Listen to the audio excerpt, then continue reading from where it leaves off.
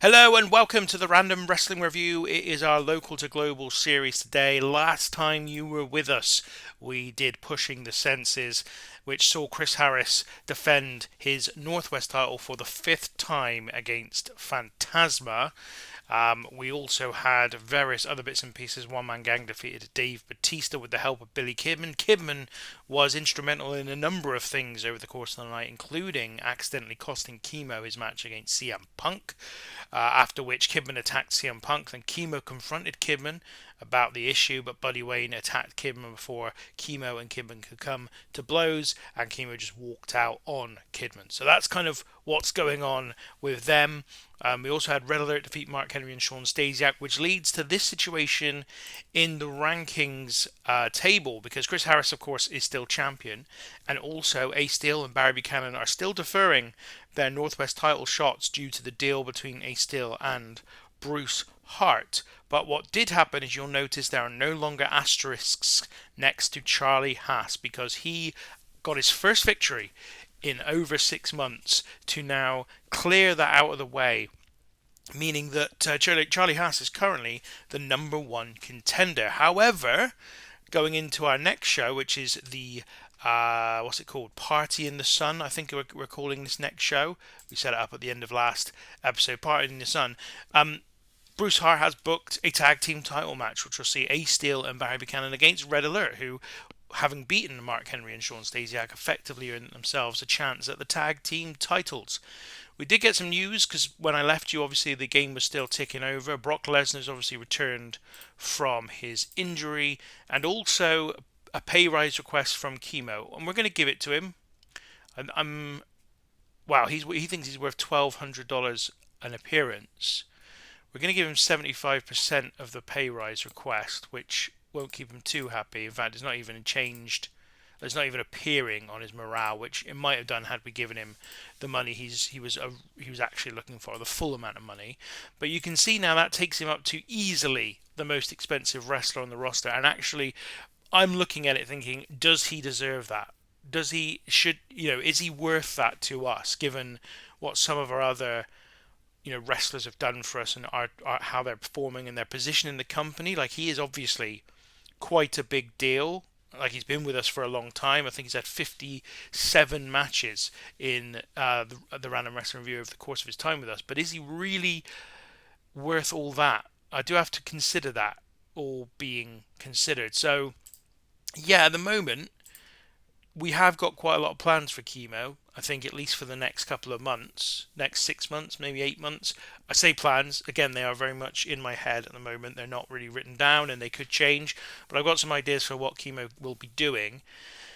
But that has really made me think about whether I want to keep Chemo around, actually, to be perfectly honest, because he's so expensive. And I've looked into the the potential production costs that I'd be taking on should we get up to the level required by all those TV stations that we could do deals with, because we're popular enough now, but we haven't got the production values they need. And the amount of money, I'd be paying like 17,000 a month on that stuff. And as you can see, we're just not in that place at the moment. I mean, we are kind of getting there, but we're nowhere near 17,000 a month at the moment. So we're not going to go for TV deals for the moment. We're going to have to look elsewhere to continue to grow. I have got one idea, but it won't come into fruition for a number of months, and certainly I'd say possibly as much as 10 episodes away. So we won't talk about that for now. Instead, what we're going to do is concentrate on Party in the Sun, which is actually still 2 days away, because the game came back to tell me about the fact that Chemo had asked for a pay rise.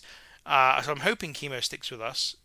He's obviously still got issues, morale issues with the company, following some booking decisions we made in the past, which I don't think were that terrible, but ultimately Chemo didn't like them, so that's just the way things go. We have arrived at the correct date. We're going to add a team, actually, which I realise we hadn't done yet, which is the Headbangers, obviously, are now in. So we're going to put them in as a team, and that is going to be Thrasher and Chaz Warrington. Yeah, so they're now in. We're also going to change their name. So Chaz Warrington is going to stay, But Thrasher is going to become. Hang on, have we got? Oh no, I didn't mean to do that. No. Um, oh, that was silly. Can I go back? I can't even go back. Oh, this is annoying. Right, you know what?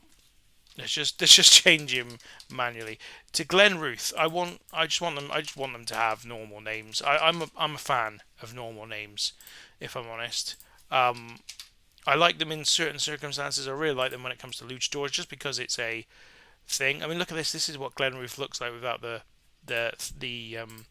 makeup. I think we'll still give him the Thrasher uh, picture. Yeah, use this picture. Save.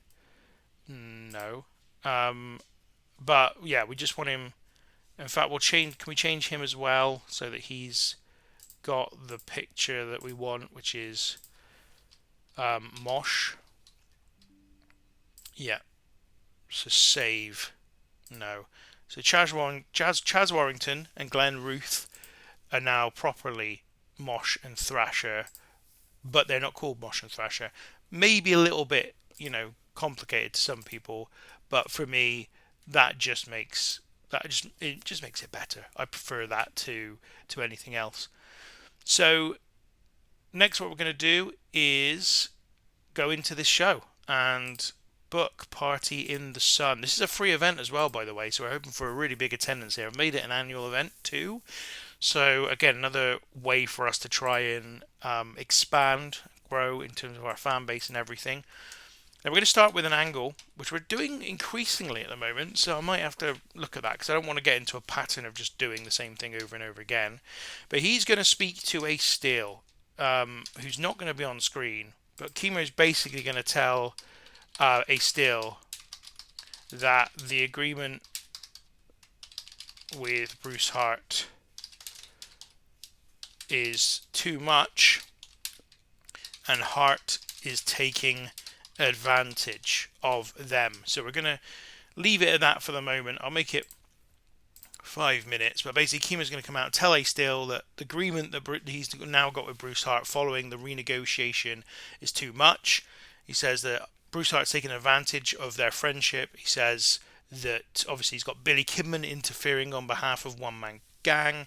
He is also limiting all of the rebellion to not taking their title shots whilst they could right now and waiting for later. He also says that he's got the rebellion almost running interference for Chris Harris in terms of title contenders, saying that the only reason A Steel and Barry Buchanan have to defend their tag team titles tonight is to prevent Charlie Haas from taking his Northwest title shot tonight instead. So that's kind of what Kimo's saying.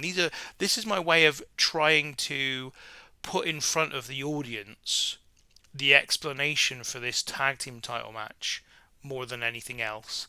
Even though I don't think it necessarily needs explanation, it just felt like actually this wasn't just a booking wasn't just a booking coincidence that these two things happened. Ultimately, you know, we know Bruce Hart has been manufacturing the rankings for some time. Obviously, also first of all holding Charlie Haas off of the title shot, but and in addition to that, preventing or striking a deal with the Rebellion to prevent them from taking their title shots. And so it's just a way of Kimo kind of making that clear that actually now A Steel and Barry Buchanan have to defend their tag team titles tonight against Red Alert because Bruce Hart doesn't want Charlie Haas facing Chris Harris yet. The next match on the show, or the first match on the show, I should say, is Mark Henry and Sean Stasiak taking on our new team of Glenn Ruth and Chaz Warrington. So, first match for the Headbangers in the company. We'll make it 11 minutes, doesn't have to be particularly long. We're going to have Chaz Warrington win against Stasiak. Flash pinfall finish and another partner miscommunication finish, which we are doing a lot of these at the moment, but it's the main way in which to show the discord between Henry and Stasiak. And to be honest, it's one of those things where that miscommunication could be any kind of thing. Doesn't necessarily need to be a mistake as well. It could be just an argument that flares over. So if the game allowed for it, we would categorize this in a different way than perhaps the ways we've done it previously, if that makes any sense. And I apologize today. I'm recording this episode super early in the morning. I just happened to have been up very early this morning, and there's no one else in the house, so I was like, let's just get and do it. Because it's something I want to do. I'm really enjoying this series, as you probably can tell from the way I'm kind of, you know, telling you how far in advance I am of the actual release schedule. Now I'm recording this in early May, put it that way. So we're talking about 2 months ago that I recorded this as it comes out. So after this match, Sean Stasiak and Mark Henry are going to get into a little bit of a thing here. I just want to see if there's anything else other than acting that makes sense, but I don't think there is. So yeah, the bit of acting here, basically they have a full-on row after the match about having lost again. And then they square up to each other before Stasiak storms off. So we're going to make that 3 minutes. But basically, yeah, Stasiak and Henry have a big argument. They've lost another match. They have a big argument. They get in each other's faces. They square up to each other. It looks like there's going to be potentially some violence between the two, but then Stasiak storms off. And I've called him Staska here, so I'm just going to change that. There's no need to change it, really. I know what I'm talking about, but, you know, just for completeness. So then we have Rex King versus Teddy Hart. I think these two have had 2 previous matches before in singles competition. They've had quite a few. They've actually wrestled in BCW a few times, which is interesting. But in RWR, they fought back in January of 2000. Wow, has it been that long ago? No, that was the first match between them, sorry.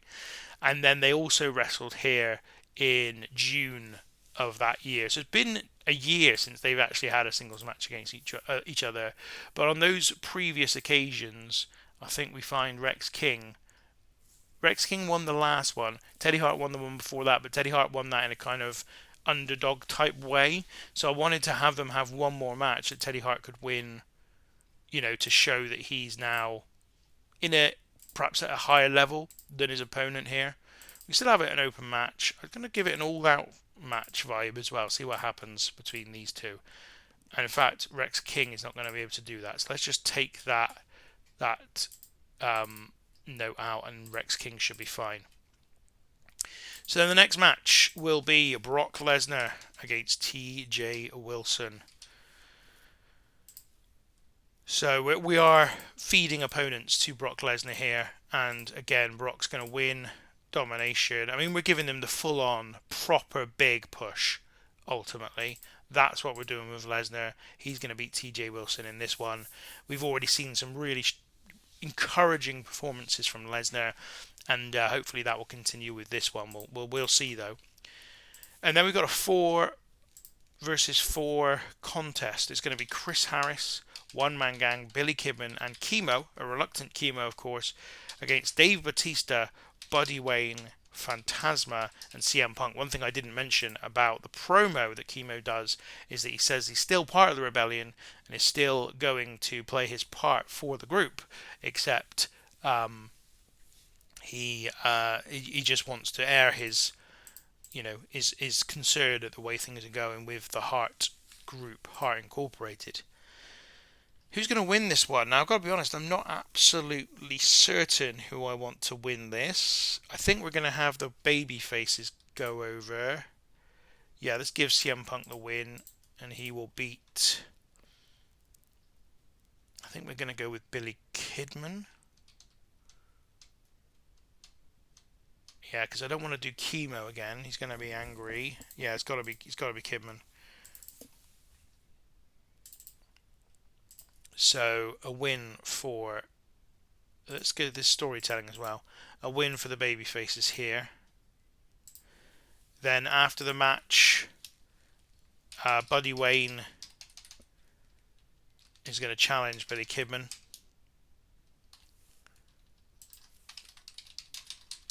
challenges Kidman to a cage match at Big Night Out. The first cage match in company history. I've always been a little bit reluctant to do this, I've got to be honest, because you don't see cage matches at independent shows very often anyway. I'm sure there have been occasions, but you don't see it very often. And that's because it's expensive, right? Like to buy a cage for a wrestling ring and then also to have people on hand to construct it would cost them a lot of money, probably unnecessarily. But I just thought, you know what, we haven't always been super realistic in this save. Certainly at the early parts of the save, anyway, we weren't particularly realistic. So I'm going to stretch the boundaries of realism here a little bit and have these two have a cage match, a big night out. And this basically follows like Billy Kidman throughout the match, kind of avoiding Buddy Wayne. You know, it also follows Kidman walking out on their previous contest to lose the match intentionally by count out. It follows the long feud they've had since Billy Kidman turned on Buddy Wayne at the end of last year. So this is Buddy Wayne kind of going, right, that's it, we've got to finish this. Cage match, big night out, no running away, no interference, just the two of us settling this score once and for all. And then the main event is for the tag team titles. Ace Steel and Barry Buchanan against Charlie Haas and C.W. Anderson. Of course, the Red Alert previous champions. We'll make this a 15-minute contest, given that it's the main event and that we haven't got a huge amount of matches on this show. We'll also make it... Should we make it a slow build? I don't know. I think we'll leave it. And the winner is going to be Charlie Haas. Red Alert are going to win their second tag team title in this one. And yeah, the titles are changing hands. Red Alert will take the titles back the second time they've held the belts. So just have a look at the booking analysis. That's all good. So everybody's on this show. We pretty much booked the whole roster for it. And a big night in terms of new tag team champions on this free show as well. Let's not forget. We're giving this one away for free, and a pretty meaty show. So let's do this then. We're ready to go. In we go. 276 people at the Marshall Center set a new record attendance for our company as Chemo comes out to start the show, and he says that he has always been loyal to the rebellion and will continue to be invested in its long-term success. And he says that he and Ace Steel, along with Barry Buchanan and his cousin Ekmo, started this thing a couple of years ago. He says he made sacrifices for the rebellion, including effectively turning on his own cousin when he wasn't performing and ditching him from the group. But he says that he cannot stay silent as Ace Steel walks into this deal with Bruce Hart that is not beneficial to the members of the rebellion. It's preventing Ace Steel and Barry Buchanan taking title shots that they should rightfully already have taken many months ago. He says that no amount of tag team titles or Golden Triangle tournament wins will make up for the fact that they're having to bow down, effectively kowtow, to a man that they originally set this company up in the first place to oppose.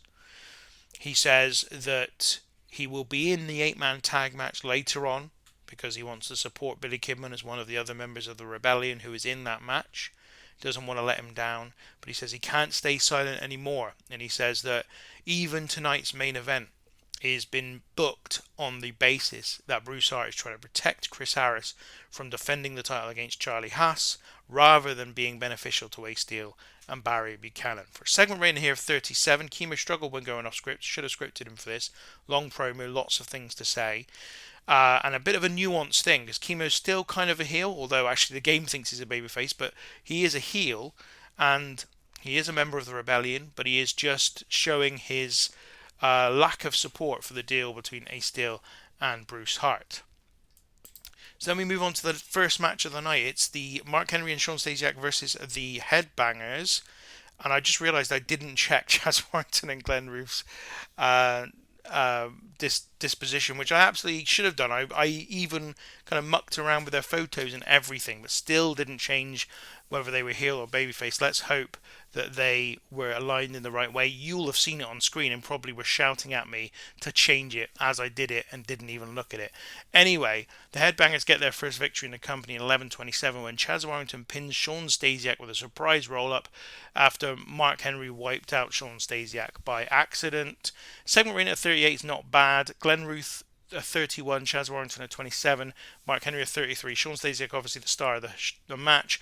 Warrington's metal gimmick did not get a good initial ratings, but Glenn Ruth's did, which is weird, and Chaz Warrington was off his game. So the Headbangers are introduced. They are baby faces, or at least in my mind they're baby faces. The game probably thinks otherwise. Or perhaps they even have one of them's a heel and one of them's a babyface, which also has happened in the past. So we need to look at that at some point after. In fact, we can look at it now. Let's have a look. So, babyface, good. Yes, they're both baby faces. We got so lucky. So that's good. That's a good job. So after the match, Sean Stasiak and Mark Henry have an almighty row with each other, having lost yet another match. They have not been successful as of late. And Sean Stasiak gets in Mark Henry's face. They square up to one another, and then Stasiak backs off and storms away from the situation, but very, very angry about everything. For a segment rating here of 40, so both did good work here in terms of their acting. It's nice to see. And I need to check on the storylines in after the show, because I haven't really checked on them for a long time. I'm reasonably happy with who's in those storylines, but I just think that we need to rename some of the things, but we'll get to all that. Then Rex King faced Teddy Hart in a 48 rated match. This is how good Teddy Hart's getting now. 11 minutes and 50 by pinfall. Teddy Hart a 48 in-ring performance to Rex King's 36. I think the previous times we've done this match over a year ago, Rex King was the better performer, and I think that just shows how much Teddy Hart is coming on now. He's really showing himself to be a top performer in the company. Then we had the squash match victory for Brock Lesnar over TJ Wilson. 5 minutes and 6 seconds by pinfall with an F5. Only a segment rating of 26 here, but look at Brock Lesnar's in-ring performance. 3 matches in, or 3 singles matches in anyway, and a 42 in-ring performance. TJ Wilson a 29. I'm not sure what was behind the segment rating of 26, maybe just the shortness of the match. It does say an extremely short match. So maybe Brock Lesnar's matches need to be longer in order for us to get the real value out of him. But at the moment, that doesn't matter. All that matters is that we're building him up, and his in-ring performances are really growing very, very quickly. Ominously quickly, quite frankly. Then the 8-man tag match, which saw Dave Bautista, Buddy Wayne, Phantasma and CM Punk defeat Chris Harris, One Man Gang, Billy Kidman and Chemo in 14 minutes and 2 seconds when Punk pinned Kidman with a Shining Wizard. Good performances across the board here. The worst performer was Phantasma, but he still did a 39, which is not bad at all. Top performer was, unsurprisingly, CM Punk with a 49, but Kidman also did a 48, so did Chris Harris. Some really strong performances, as you'd expect from this group in general. Lots of our big names, Buddy Wayne, Batista, Punk, Chris Harris, One Man Gang, and Billy Kidman for that matter, all quite significant players in the company. Now, after the match, with Billy Kidman having avoided Buddy Wayne throughout this one, Buddy Wayne gets on the microphone and says, look, it's time for us to end this thing between you and me. Cage match at a big night out. No intentional countouts when you feel like the match is going against you. No interference from your rebellion buddies. Just you and me in a cage. Let's sort this thing once and for all. A segment rating of 46 here. Very nice advancement of the angle and story between these two. And now the main event for the tag team titles, a 48 rated match, and Red Alert take their second Northwest tag team titles, defeating Ace Steel and Barry Buchanan in 15:23 when Haas pinned Barry Buchanan. And you can see here Charlie Haas a 43, Ace Steel a 46, Barry Buchanan a 43, and Anderson a 36. Anderson's gimmick is getting stale, which we will need to note so we can change it. And yeah, Charlie Haas and C.W. Anderson win the tag team titles back. But interesting here, Ace Steel was the best performer in the match, which I think a year ago, before Charlie Haas's injury, it would have been Charlie Haas. He's just stepped off a little bit since that point. Still, though, 43s are still very good, and this will be a boost to him too, getting this big victory. His first win back, actually, in fairness, which is part of the issue, is that he's lost a lot of momentum since his injury, and then coming back and not getting any victories. Second Marina 48 to end the show on a 47 overall rating. Not bad, not the best, but not bad. In front of 276 people, though, a big crowd, the biggest crowd in company history. So obviously pleased with that as well. I think we're going to have to give Brock Lesnar a compliment. I'm going to give Chemo a compliment because I'm still trying to keep him happy. And I think we will also compliment who the best wrestler in the... no, actually, not the best. Teddy Hart is getting a compliment as well for his performance in that singles match. So those are the people who got the compliments today. And that was Party in the Sun, which... very positive, very good show apparently. As it increased our size, we're up to 25, which I think, I'm not sure we were up to before, but even if we were, still 25 is pretty decent. And that does go down, I'm sure, as the best attendance in company history. It is indeed 276. The New Year's Bash, which is our last free show, was not far behind it, but I think that's because the wrestling industry is not in a good place at the moment. And I think what we'll see over the next few months is that improving. See, the wrestling industry is 0 and still said to be falling. So it's in a really bad place, the wrestling industry. Hopefully, though, I mean, it can't go any lower. So hopefully now it will start to rise, and that will help us as we proceed. We're going to send Chemo on another holiday because I think he just needs to be given a holiday whenever we can give him it. And he gets another week and just takes the edge again off of his anger with us with Bruce Hart, the owner of this company.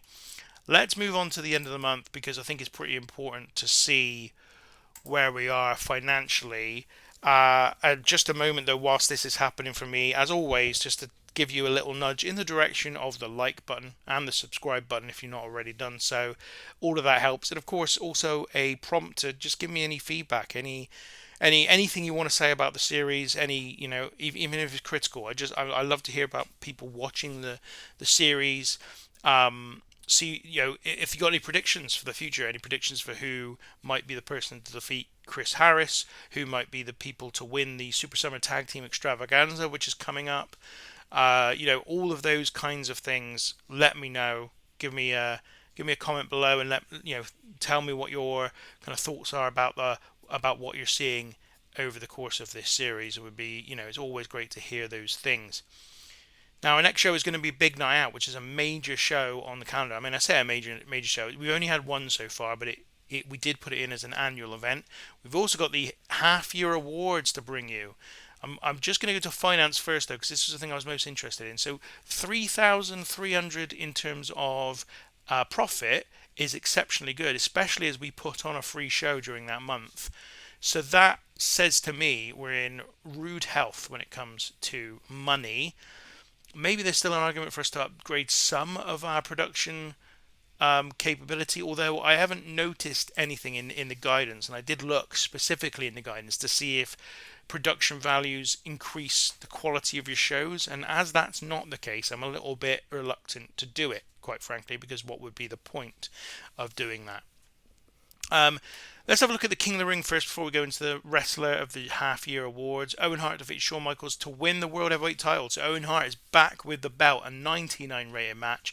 Bret Hart won the King of the Ring again in the final, beating Diesel in 96. The semi-final saw Diesel defeat Yokozuna in 97. But the Midnight Stars defeat Lex Luger and Brian Pillman. I always forget who they are. That's Dustin Rhodes and Tony Norris in a massive 98 rated match. Diesel defeat The Undertaker in 97 rated match. Bret's not actually been as good as Diesel in these matches, but ultimately, and I'm wondering if Bret's actually not as good a performer now. We are into 2001 after all. His age presumably is testing him a little bit now. I just want to look at this because I think Bret has won this. I think Bret has won the King of the Ring over and over again. Yes, he's won it 6 times. He's won it the last 3 years.